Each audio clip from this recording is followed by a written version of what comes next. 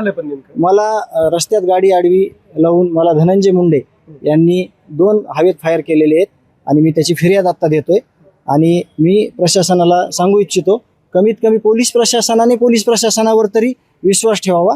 कारण माझे अंगरक्षक पोटतिडकीनं सांगत होते, माझंच मेडिकल केलं रात्री, मलाच बाहेर नेलं आणि मला बाहेर फिरवत असताना इथं माझ्या विरुद्ध जी चुकीची FIR केली ती एकदम चुकीच्या पद्धतीने केलेली आहे.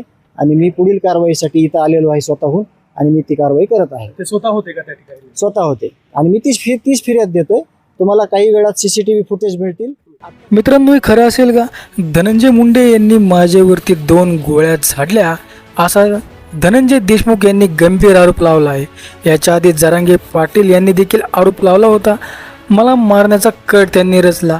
असे इथून मागे अनेक प्रकरण आहेत ज्याच्यामध्ये धनंजय मुंडे यांचं नाव नाही. थेट सरपंच संतोष देशमुख यांच्या हत्यामागे देखील त्यांचाच हात होता असं सांगितलं जात होतं. आणि आता धनंजय मुंडे यांनी माझ्यावरती गोळ्या झाडल्या अशी तक्रार ते करणार आहेत.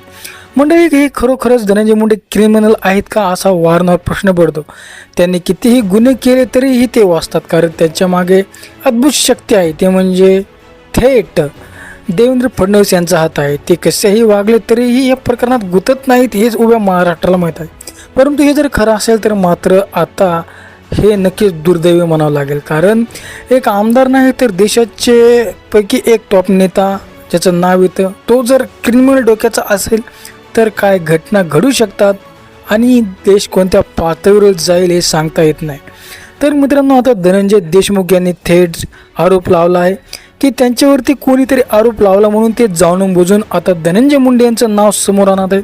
हा देखील मोठा प्रश्न आहे.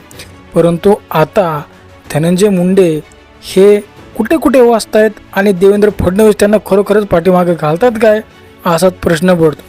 जर हे खरं असेल तर मात्र हे दुर्दैव म्हणावं लागेल.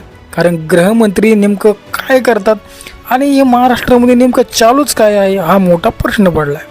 तर मित्रांनो, तुम्हाला खरोखर या घटनेबद्दल काय वाटतं कमेंट सेक्शनमध्ये जरूर व्यक्त व्हा. आणि आपलं लोकसंग्रह YouTube चॅनल अजून देखील सबस्क्राईब केलं नसेल तर सबस्क्राईब नक्की करा.